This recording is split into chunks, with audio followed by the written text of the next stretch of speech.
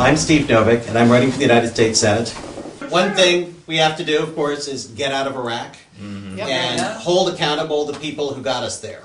Exactly. And I would say get out immediately. I've got one caveat to that, which is I do think, and I hate to be quoting Jim Baker, but I think that Baker and Hamilton are right that we owe it to the Iraqis to try to do what we can to stop the violence before we leave. And right now there's maybe a bit of a lull because the militias have decided to hang back for a bit. But in order to really stop the violence, there's got to be a political solution. And that means that we should be going to Syria and Iran and Iraq's other neighbors and asking them, do you have an interest in stability? Are there factions within Iraq that you can work with to try to work something out? And I think that we should at least try to do that. If they all, as Ms. Baker said, if they all say no, and if nobody has an interest in working out a multilateral approach, then you do just leave.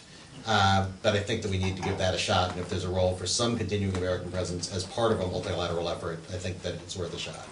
But when we leave, I mean, you leave entirely. You don't leave huge military bases. You don't leave a residual force to act as a target and a provocation. I'm very disappointed with our Democratic presidential candidates who've been saying, well, of course you can't leave entirely. You have to leave, 32,000 troops there for the next 4 years. I mean, there was an article in the New Yorker a few weeks ago by George Packer where he talked to a bunch of experts, including some British intelligence guys, and one of them said, there's an argument on the extremes.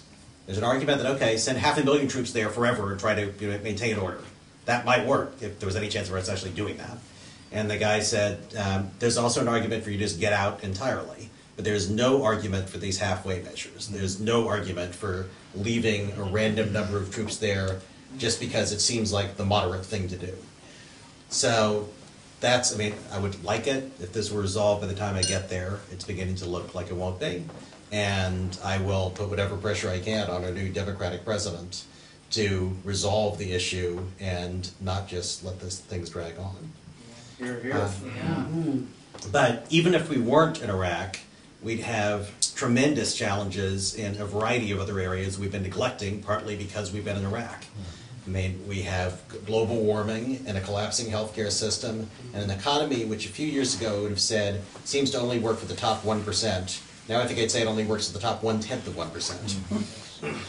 And you also have a federal government that is quickly going bankrupt. I mean, you're running up these huge deficits now before the baby boomers even retire. Where are we going to be in 10 or 15 years? And I plan to start working on all of those issues the first day that I'm in the Senate. And the first day I'm in the Senate, I'll sign up as a co-sponsor of the Sanders-Boxer global warming bill, which is the most aggressive effort in Congress to wean us off fossil fuels by imposing much stricter fuel efficiency standards on cars and energy efficiency standards on buildings, which are responsible for 40% of the energy, and on consumer appliances. And also you've got to ramp up investment in wind energy and wave energy and in geothermal, and you have to have a Manhattan project in solar, which is too expensive now to be competitive, but the experts say that's where the potential breakthrough is. If you throw enough smart people and enough resources at trying to figure out how to have a solar-powered economy, you can imagine getting there in 40 years. But you need to make the effort. You can't expect the private sector to magically do it. I mean, there's going to have to be some federal investment.